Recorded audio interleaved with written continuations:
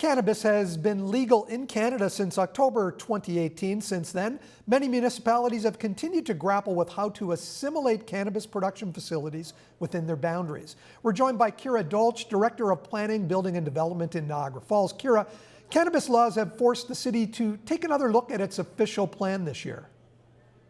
It has, and we're looking at both our official plan and zoning bylaw to look at regulating cannabis. And what we're looking to do is solely focus on the industrial areas and permit them in site-specific industrial areas depending on the bylaw and area you're in. Obviously, Crowland, Willoughby, and then the general bylaw. So we're looking at general industrial, heavy industrial, yard, storage, heavy manufacturing, those type of zones. And what we're looking at is to try to regulate those uses in wholly enclosed buildings only and permit no outdoor grow in the industrial area as well, and require site plan approval so we can control traffic, other uses, lighting, other things like that that we need to control, odor. We're also looking at putting in a setback in place, putting in a separation distance of about 500 meters from any sensitive land use, and that's schools, daycares, residential uses, things like that. So those are some of the things we're looking at.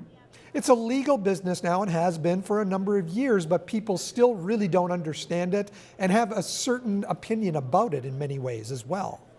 The community doesn't understand it. Obviously, there's a number of impacts associated with cannabis that has happened over the past few years. Obviously, the Tweed cannabis facility out in Niagara on the Lake. There's been cannabis facilities out in Welland. Obviously, a lot of odor associated with those. And those facilities themselves are generally in greenhouses with not a lot of air filtration or control associated with them because they were prior to the new regulations that were put into place by Health Canada. So we're looking at, in Niagara Falls, wholly enclosed buildings with air filtration to try to mitigate some of those concerns so people can feel a little more comfortable. We've noticed the growth of cannabis retail operations throughout the city. That's a different issue. How has the growth been for production in Niagara?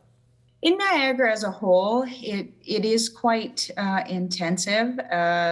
Different areas in Niagara, obviously. Niagara Falls isn't a big growth center, probably because of the limited agricultural lands, but places like Lincoln, Fort Erie, and even some cases Welland have seen some additional production growth happening in order to fulfill the needs for the cannabis retail operations. It's important that these rules are in place, that you can accommodate the request to have these facilities within the town. That's correct. It is required. Obviously, it is a legal use, so we do have to permit it in some fashion, in some zones.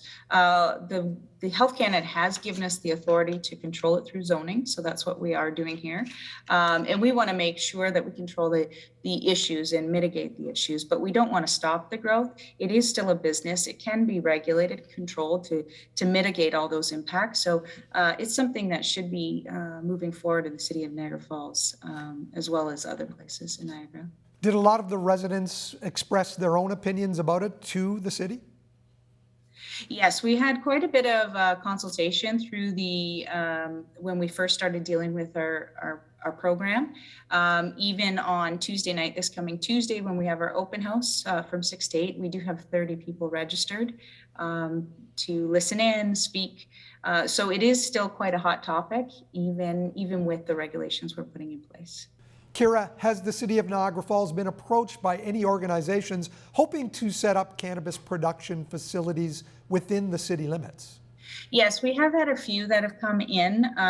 One in particular is more of an outdoor grow operation and something we will be going forward to council, not something city staff will be supporting, just due to the impacts to residents and neighbors. But yes, we do get them on occasion, and now we'll be processing them hopefully under the new rules as they come in.